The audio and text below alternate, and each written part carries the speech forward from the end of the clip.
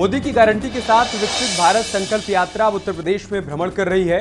CM योगी खुद इस यात्रा के जरिए विकास का संदेश दे रहे हैं और लोकसभा चुनाव में 80 की 80 सीट्स को जीतने का दावा कर रहे हैं। दरअसल विकसित भारत संकल्प यात्रा का मकसद शहर से गांव तक अभियान चलाने का है।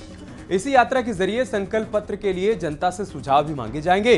शहर से गांव तक जनता से सुझाव मांगने के लिए यात्रा का आगाज किया गया है और इस दौरान मोदी सरकार के 10 साल की उपलब्धियों का प्रचार किया जाएगा। साथ ही यात्रा के जरिए हर वर्ग, हर समुदाय को साधने की तैयारी है।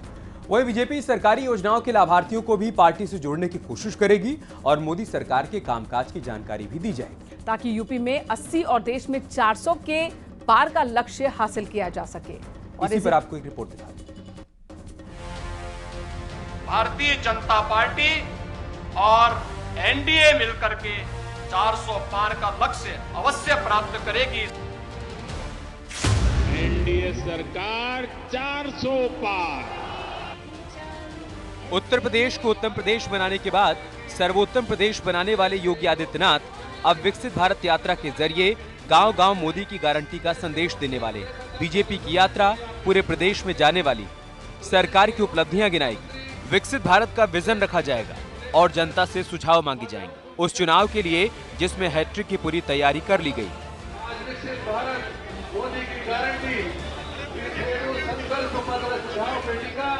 जनता का शासन जनता के सुझाव लेने से प्रारंभ हो रहा है। फिर घोषणा पत्र नहीं, एक संकल्प पत्र के साथ भारतीय जनता पार्टी जनता जनार्दन के बीच आती है। जनता को जनार्दन के रूप में हम लोग मान्यता देकर के उसकी उपासना करते हैं, उसकी सेवा करते हैं और उसके सामने जो बातें हम करेंगे उसको पुनः अपने जीवन का संकल्प मान करके अगले 5 वर्ष की कार्य योजना की रोड मैप के साथ सरकारें सामने आती हैं। दरअसल बीजेपी का लक्ष्य अपने सहयोगियों के साथ मिलकर 400 से ज्यादा सीट जीतने का है। पीएम मोदी भी कार्यकर्ताओं से कह चुके हैं कि इसके लिए बीजेपी को अकेले 370 सीट जीतनी होगी। लेकिन सबसे जरूरी यह है कि इस टारगेट को साधने के लिए उत्तर प्रदेश की सभी 80 सीट पर जीत दर्ज की जाए। मुख्यमंत्री जी का, हमारे प्रदेश अध्यक्ष जी का, उप मुख्यमंत्री जी का धन्यवाद भी ज्ञापित करेंगे और हर सीट पर कमल खिलाना होगा और इसी को ध्यान में रखते हुए उत्तर प्रदेश में बीजेपी ने सुझाव पेटी के साथ रथ यात्रा की शुरुआत की है। इस प्रकार में जो भी सुझाव आप लोगों के बीच में हो, संगठन के आप वरिष्ठ कार्यकर्ता हैं, अलग अलग हमारे विभागों के प्रकोष्ठों के लोग, तो जो जिस प्रकार से माननीय ओम प्रकाश जी ने कार्यशाला में जो विषय आप सम्मुख रखे हैं, उनके माध्यम से हमें अपने सुझाव माननीय प्रधानमंत्री जी को भेजेंगे। माना जा रहा है कि मार्च महीने के पहले हफ्ते में चुनाव की तारीखों का ऐलान हो सकता है। ऐसे में चुनावी ऐलान से पहले बीजेपी ने अपना जिताऊ प्लान तैयार कर लिया। रथ यात्रा के जरिए बीजेपी मोदी सरकार के कामकाज की जानकारी देगी, 10 साल की उपलब्धियों की जानकारी देगी, विकसित भारत का विजन समझाएगी, सबका साथ सबके विकास का मंत्र दिया जाएगा। यानी इस यात्रा के जरिए बीजेपी अब 24 के रण में चुनावी शंखनाद कर चुकी है। साथ ही जनता से सुझाव भी मांग रही है जिसे संकल्प पत्र में शामिल किया जाएगा। मतलब साफ है, उत्तर प्रदेश में 80 और देश में 400 की टारगेट को पाने के लिए बीजेपी ने अपनी रणनीति को अमली जामा पहना दिया है। Bureau report, news 18।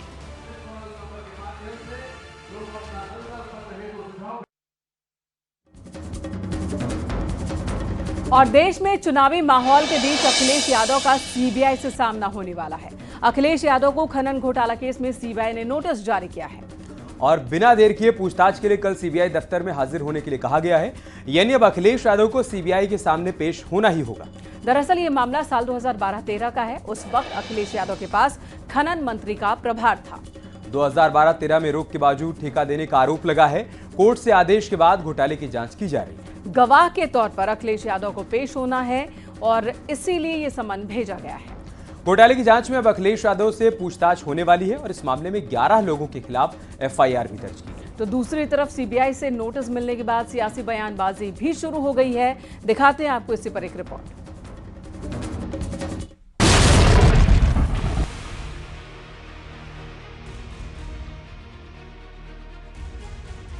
Uttar Pradesh में मुख्य विपक्षी दल समाजवादी पार्टी के अध्यक्ष तक अब खनन घोटाले की आंच पहुंच चुकी है। केंद्रीय जांच एजेंसी सीबीआई ने अखिलेश यादव को पूछताछ के लिए समन भेजा है और खनन घोटाले में गवाही देने की बात कही है। अब अखिलेश यादव को अवैध खनन मामले में बतौर गवाह पेश होना है। दरअसल 2012-13 में रोक के बावजूद ठेका देने का आरोप है। उस समय अखिलेश यादव के पास खनन मंत्री का प्रभार था। वहीं हाई कोर्ट के आदेश पर 2016 से घोटाले की जांच हो रही है, जिसमें आईएएस अफसर बी चंद्रकला का भी नाम सामने आ चुका है। इस मामले में 11 लोगों के खिलाफ एफआईआर दर्ज है। उत्तर प्रदेश में अवैध खनन से जुड़ा मामले में अखिलेश यादव को पूछताछ का समन भेजा गया है। साल 2012 से लेकर साल 2015 के बीच में इस मामले में सीबीआई की एंट्री हुई थी। सीबीआई के द्वारा इस मामले में कई आरोपियों से पूछताछ की गई और पूछताछ के दौरान में कई महत्वपूर्ण सबूतों की इकट्ठा किया गया। इसके साथ साथ इस मामले में कई अन्य आरोपियों का बयान भी दर्ज किया गया था और उसी मामले के आधार पर अब अखिलेश यादव से भी सीबीआई पूछताछ करना चाहती है।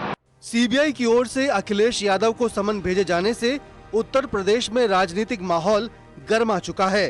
एफआईआर में आरोप लगाया गया है कि आपराधिक साजिश में सरकारी कर्मचारियों ने प्रक्रिया का पालन किए बिना अवैध तौर से नए पट्टे और पूर्व से जारी किए गए पट्टों का रिन्यूअल किया गया। इस मामले में कई आरोपियों को अवैध तौर से खनन की अनुमति दी गई। खनन मामले में जब सीबीआई जांच कर रही थी तो उसमें अखिलेश जी का नाम आया हुआ है। ये बात आप लोगों के चैनल पे भी चल चुका है, पूरा देश जान चुका है। सीबीआई अपना काम कर रही है, वो स्वतंत्र एजेंसी है, काम कर रही है। भाई ओम प्रकाश राजभर के यहाँ सीबीआई क्यों नहीं आ जाती? आप लोगों के यहाँ सीबीआई क्यों नहीं जाती? ईडी आप लोगों के यहाँ क्यों नहीं जाती? जे करे पहले माल है, जे प्रदेश की जनता का माल लूटले है, वही की न जांच हुई। समाजवादी पार्टी लगातार गरीबों की, मजलूमों की आवाज को उठा रही है। देश में एक ऐसे गठबंधन को बनाने का काम किया है जो भारतीय जनता पार्टी की जन विरोधी सरकार को उखाड़ फेंकेगा। तो समाजवादी को एजेंसियों का सामना करना पड़ेगा, मुकदमों का सामना करना पड़ेगा। समाजवादी ना कभी एजेंसियों से, मुकदमों से डरे हैं, ना डरेंगे। दरअसल यूपी में हुए अवैध खनन मामले की जांच सीबीआई कर रही है। अवैध खनन का मामला समाजवादी पार्टी सरकार के कार्यकाल का है। इसी को लेकर सीबीआई ने अखिलेश यादव को तलब किया है। अब 29 फरवरी यानी कल अखिलेश यादव को दिल्ली में सीबीआई के सामने पेश होना है। खनन घोटाले से जुड़े सवालों का जवाब देना होगा। न्यूज़ 18 के लिए ब्यूरो रिपोर्ट।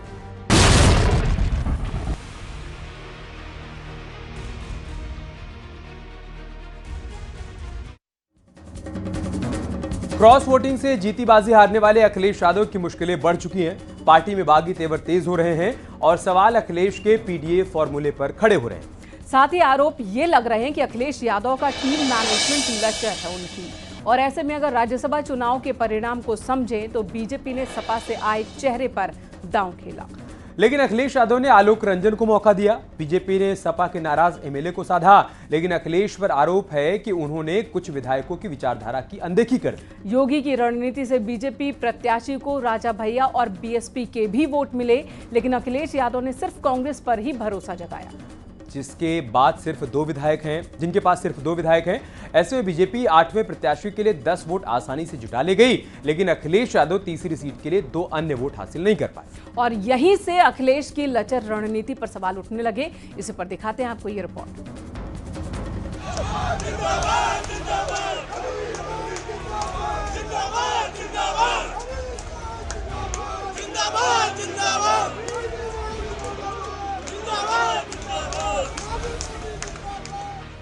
पिछड़ा, दलित और अल्पसंख्यक वाला फॉर्मूला, जिसके दम पर अखिलेश ने 3 प्रत्याशियों को मैदान में उतारा, संख्या बल के हिसाब से रणनीति बनाई, लेकिन लचर मैनेजमेंट, प्रत्याशियों के चयन की प्रक्रिया और अति उत्साह ने अखिलेश के किए कराए पर पानी फेर दिया। अखिलेश यादव को अपने तीसरे प्रत्याशी के लिए सिर्फ 2 वोट की जरूरत थी, लेकिन जब कुशल नेतृत्व को साबित करने का मौका मिला तो वो इस इम्तिहान में पास नहीं हो सके। राज्यसभा चुनाव में समाजवादी पार्टी को अपने प्रत्याशी को जीत तक लाने के लिए सिर्फ और सिर्फ 2 विधायकों की दरकार थी। समाजवादी पार्टी ये 2 विधायक न ला सकी, वहीं दूसरी तरफ भारतीय जनता पार्टी को अपना 8वां प्रत्याशी जिताने के लिए कुल 10 विधायकों की मदद की दरकार थी। भारतीय जनता पार्टी ने न सिर्फ इस मैजिक नंबर को हासिल किया, बल्कि उनका 8वां प्रत्याशी जीत भी गया। हालांकि पीडीए पर अखिलेश का कहना है कि उनका विजन साफ है। बीजेपी जिस तरह की राजनीति कर रही है उसे आत्ममंथन करना चाहिए। साथ ही अब बागी विधायकों को नियमों के हिसाब से सजा दी जाएगी, जिस पर बीजेपी ने भी नसीहत दी है। जहां तक पीडीए परिवार की बात है, पीडीए परिवार बढ़ता चला जाएगा। इसी की घबराहट है कि भारतीय जनता पार्टी को पार्टियों को तोड़ना पड़ रहा है और भारतीय जनता पार्टी को एक अपना गुट अलग बना देना चाहिए। भाजपा सिद्धांतहीन, भाजपा को अपना एक अलग दल, सहयोगी दल या गुट बना करके तैयार करना चाहिए। और ऐसे जनप्रतिनिधि जो विकास के रास्ते पर आगे बढ़ना चाहते हैं, ऐसे लोगों ने अपने अंतरात्मा की आवाज सुनकर भारतीय जनता पार्टी का साथ दिया, हमारे उम्मीदवारों को जिताने में मदद की। तो मैं समझता हूं कि एक सकारात्मक ये सोच है। अगर वो विकास के साथ चलना चाहते हैं तो हरज क्या है। राज्यसभा चुनाव के बाद अखिलेश यादव का कुनबा टूटने लगा, कमजोर होने लगा, लेकिन पार्टी में गुड्डू जमाली की एंट्री से नई जान आ गई। 2 बार के विधायक रहे बहुजन समाजवादी पार्टी के नेता शाह आलम उर्फ गुड्डू जमाली समाजवादी पार्टी का दामन थाम चुके हैं, जिसके बाद एक बार फिर समाजवादी पार्टी का पीडीए नारा बुलंद होने लगा है। और आज भारतीय जनता पार्टी ने देश के सामने संकट पैदा जो किया है, संविधान को भी जो बदलने की नियत है, और इसी के साथ साथ पूरी तरह से लोकतंत्र की जितनी भी मान्यताएं थी उनको समाप्त करने की कोशिश की है। वैसे तो अखिलेश यादव के साथ साथ पूरा सैफई परिवार पीडीए को ही अपनी रणनीति का हिस्सा मान रहा है, लेकिन इस चुनाव में अखिलेश अपनी पीडीए पॉलिटिक्स में ही फंस गए हैं। जया बच्चन, आलोक रंजन पर घमासान, पल्लवी पटेल की नाराजगी सामने आई, मुस्लिम नेताओं की अनदेखी के आरोप लगे, सलीम इकबाल शेरवानी नाराज हो गए, मनोज पांडे के तेवर भी भांप नहीं पाए। तो क्या राज्यसभा के बाद लोकसभा में भी अखिलेश यादव पिछड़ा, दलित और अल्पसंख्यक वाली रणनीति के साथ आगे बढ़ेंगे, या फिर उनकी रणनीति में बदलाव होगा? क्योंकि पीडीए का परिणाम राज्यसभा चुनाव के जरिए समाजवादियों के सामने आ चुका है। Bureau report, news 18।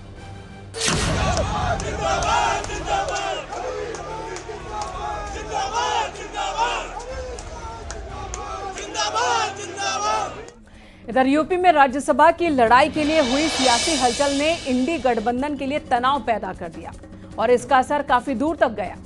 इस सियासी घटनाक्रम से सबसे ज्यादा परेशानी कांग्रेस को हो रही है, क्योंकि समाजवादी पार्टी विधायकों की क्रॉस वोटिंग से कांग्रेस की अमेठी और रायबरेली सीटों पर लोकसभा चुनाव की योजना पर असर पड़ता हुआ दिखाई दे रहा है। और इसी पर आपको एक रिपोर्ट दिखाते हैं।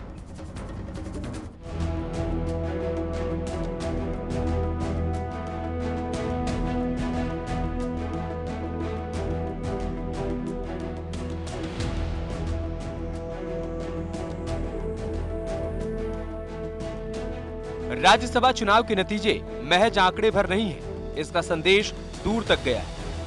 अभी तो 24 की पूरी लड़ाई बाकी है, अभी तो पूरा इम्तिहान बाकी है। यूपी में राज्यसभा के चुनाव में कमल ने कमाल की पारी खेली। बीजेपी ने अपने सभी प्रत्याशियों यानी 8 के 8 को ठाठ से बिठा दिया और अपनी तीसरी सीट के लिए समाजवादी पार्टी देखती रही। कहीं न कहीं राज्यसभा का चुनाव इंडी में तनाव पैदा कर चुका है। यूपी में राज्यसभा चुनाव के लिए अमेठी और रायबरेली के क्षेत्रों में सहयोगी समाजवादी पार्टी के विधायकों की क्रॉस वोटिंग से यहां इन 2 सीट्स के लिए लोकसभा चुनाव में कांग्रेस की योजना पर काफी असर पड़ सकता है। इसमें कोई शक नहीं है कि जिस तरह से क्रॉस वोटिंग हुई है और ख़ास तौर पे जिस इलाके के विधायकों द्वारा क्रॉस वोटिंग की गई है, वो सब एक ये इशारा करते हैं कि इस इलाके में सपा के विधायकों में एक असंतोष था जो कि इस तरीके से बाहर आया है। और ये महत्वपूर्ण है कि ये इलाका वही है जो कि कांग्रेस के लिए भी हमेशा से महत्वपूर्ण रहा है। वहाँ पर उनके पार्टी के जो प्रमुख परिवार के सदस्य हैं वो चुनाव लड़ते आए। अमेठी और रायबरेली से कांग्रेस के खेमे से प्रत्याशियों के लिए कई अटकलें लगाई जा रही हैं। कांग्रेस कार्यकर्ताओं की मांग है कि 2019 में अमेठी से हारे राहुल गांधी एक बार फिर यहीं से चुनाव लड़ें और सोनिया के राज्यसभा में चले जाने के बाद रायबरेली से प्रियंका गांधी को कमान मिल सकती है। कांग्रेस की तमाम प्लानिंग के बीच राज्यसभा चुनाव की सियासी उठापटक ने उनके माथे पर लकीरें खींच दी। इस बार जिस तरह का सीटों का एक तालमेल समाजवादी पार्टी और कांग्रेस के बीच में हुआ है, और उससे अगर यहाँ पर सपा विधायकों में एक अनिश्चितता का माहौल बना तो साफ तौर पर कांग्रेस के लिए यहाँ पर कठिनाई हो सकती है। और इसमें समाजवादी पार्टी की तरफ से जो भी कोशिश की जाए वो विधायकों के माध्यम से ही होती, लेकिन अब उसमें अड़चन पैदा हो सकती है। एक आंकड़ों पर गौर करें तो साल 2022 की यूपी विधानसभा चुनाव में रायबरेली और अमेठी की 2 लोकसभा सीटों में से कांग्रेस एक भी विधानसभा सीट नहीं जीत सकी थी। और इन सब के बीच कांग्रेस की योजना अभी जमीन पर उतरी भी नहीं थी कि इंडी के सहयोगी एसपी विधायकों के बागी तेवर ने अमेठी और रायबरेली में मुश्किलें पैदा कर दी।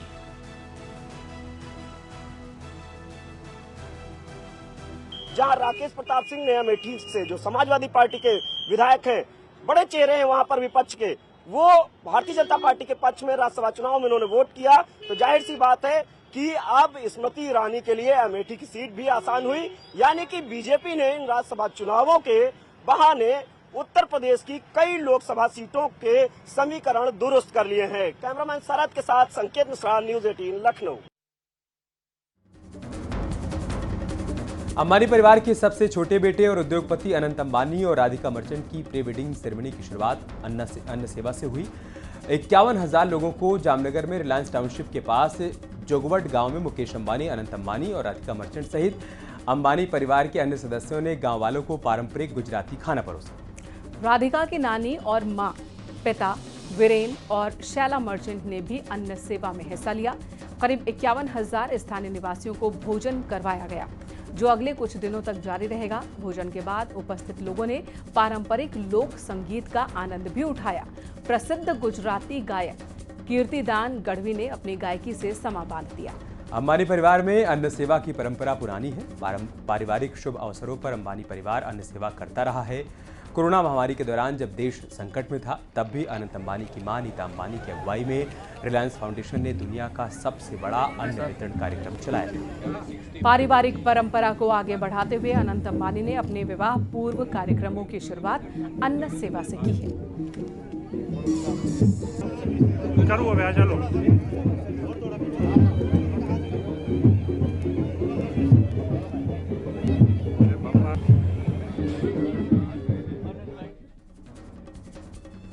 अनंत अंबानी और राधिका मर्चेंट की प्री वेडिंग सेरेमनी को लेकर एयरपोर्ट पर वीवीआईपी मेहमानों के आने का सिलसिला जारी है। अंबानी परिवार के भांजे जामनगर एयरपोर्ट पर पहुंचे। रिलायंस ग्रुप के चेयरमैन मुकेश अंबानी की बहन दीप्ति सालगांवकर की बेटी इसिता, बेटा विक्रम जामनगर पहुंचे।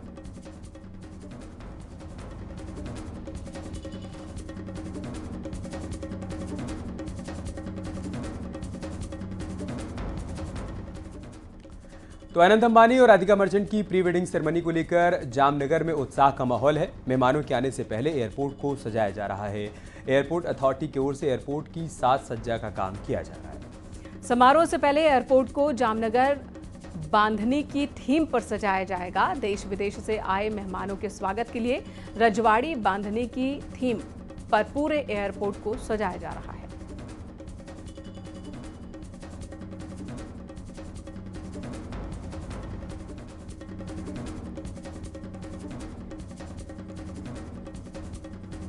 और इन्हीं तस्वीरों के साथ यहां रुकेंगे एक छोटे से ब्रेक के लिए। खबरें जारी हैं, बने रहिए।